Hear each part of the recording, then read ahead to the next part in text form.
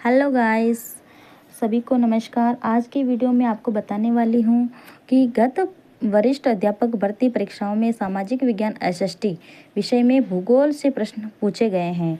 वे कौन कौन से हैं? पहला प्रश्न है, नक्षत्र दिवस में लगने वाला समय है 23 घंटे 56 मिनट 4 सेकंड। दूसरा क्वेश्चन है, भूकंपीय तरंगों की गति के आधार पर निम्नलिखित तरंगों में कौन से सुमेलित हैं? तो पी एस तरंगे सर्वाधिक गति, पी एस तरंगे मध्यम गति, पी जी एस तरंगे निम्नतम गति। नीचे दिए गए कूट का उपयोग कर सही उत्तर का चयन करना। ए बी सी तीन सही है। ए बी सी तीन सही। निम्नलिखित में कथनों पर विचार कीजिए, सही उत्तर का चयन नीचे दिए गए कूट से कीजिए। भूमध्य रेखा सबसे लंबी अक्षांश है। सभी अक्षांशों की लंबाई और दूरियां भूमध्य रेखा से ध्रुवों की ओर घटती जाती हैं। अक्षांश देशांतरों को समकोण पर काटते हैं। 64.5 डिग्री दक्षिणी अक्षांश अंटार्कटिक वृत्त है। ए सी डी तीन ही सही है। ए भूमध्य रेखा सबसे लंबी अक्षांश रेखा है। अक्षांश देशांतरों को समकोण पर काटते हैं। 64.5 डिग्री दक्षिणी अक्षांश अंटार्कटिक वृत्त है। किलिमंजारो किस प्रकार के ज्वालामुखी का उदाहरण है? प्रसुप्त ज्वालामुखी का उदाहरण है। पांचवा है, वॉन एलेन विकिरण पेटी पाई जाती हैं बहिर्मंडल तथा चुंबकीय मंडल में। अगला छठा क्वेश्चन देखते हैं हम। मध्य महासागरीय कटक की निम्नलिखित चुंबकीय पट्टियों को उनके कालानुक्रम में व्यवस्थित कीजिए। पहली है गिलबर्ट, दूसरी है गोस, तीसरी है मटुयामा और बी है ब्रुंस। तो D A C B answer सही होगा। सातवां क्वेश्चन है, कौन सा या कौन से कारक गल्फ स्ट्रीम को केप हेटरस के पास पूर्व की ओर धकेल देते हैं या देता है?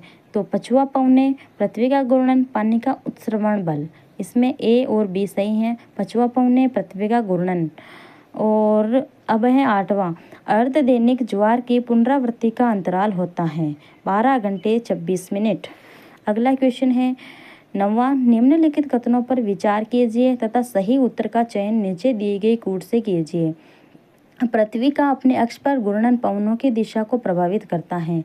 कोरियोलिस बल के प्रभाव से पवनें उत्तरी गोलार्ध में दाहिने तरफ विक्षेपित हो जाती हैं। कोरियोलिस बल अक्षांशों के कोण के समानुपात में बढ़ता है। और लास्ट है, जितनी दाब प्रवणता अधिक होगी पवनों की दिशा उतनी ही कम विक्षेपित होगी। इसमें ए और बी सी तीनों सही हैं। पृथ्वी का अपने अक्ष पर घूर्णन पवनों की दिशा को प्रभावित करता है। कोरियोलिस बल के प्रभाव से पवनें उत्तरी गोलार्ध में दाहिनी तरफ विक्षेपित हो जाती हैं और कोरियोलिस बल अक्षांशों के कोण के समानुपात में बढ़ता है। अगला क्वेश्चन देखते हैं। अगला क्वेश्चन है हमारा, बर्फ के उन छोटे कणों को जो पिघलते हैं तथा नीचे जाते समय पुनः जम जाते हैं, उसके लिए प्रयुक्त शब्द कौन सा है? सहिम वृष्टि। अगला क्वेश्चन है 11वां, भारत के निम्नलिखित में से किस भाग क्षेत्र में वर्षा की परिवर्तनता सबसे कम पाई जाती है? नागालैंड तथा मणिपुर के पहाड़ी क्षेत्रों में। निम्नलिखित में से कौन सा भारत का प्रमुख गन्ना उत्पादक क्षेत्र नहीं है? महान नदी घाटी, यहाँ पर गन्ना उत्पादक क्षेत्र नहीं है इसमें, इनमें से।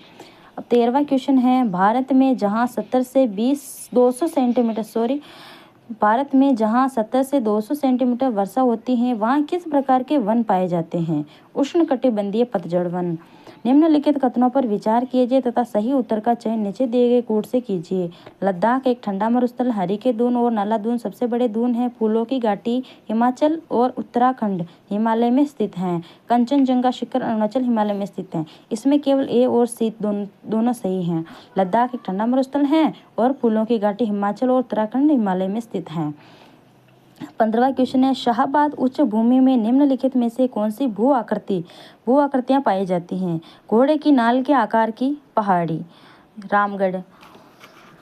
अगला क्वेश्चन है 16वां क्या है, कौन सी सहायक नदी साबरमती नदी में उसके दाहिने किनारे से मिलती हैं? इसमें सेई नदी है जो दाहिने किनारे से मिलती हैं। सूची 1 को सूची 2 से सुमेलित कीजिए तथा सही उत्तर का चयन नीचे दिए गए कूट से कीजिए। सूची 1, सूची 2। इसमें सूची 1 में इस्पात प्लांट, सूची 2 है अवस्थिति या राज्य, वो कहाँ स्थित हैं, कहाँ हैं। जो इस्पात प्लांट में विजयनगर स्टील है कर्नाटक, विजाग स्टील प्लांट है आंध्र प्रदेश, दुर्गापुर स्टील प्लांट है पश्चिमी बंगाल, भिलाई स्टील प्लांट है छत्तीसगढ़। अब है 18वां क्वेश्चन देखते हैं हम।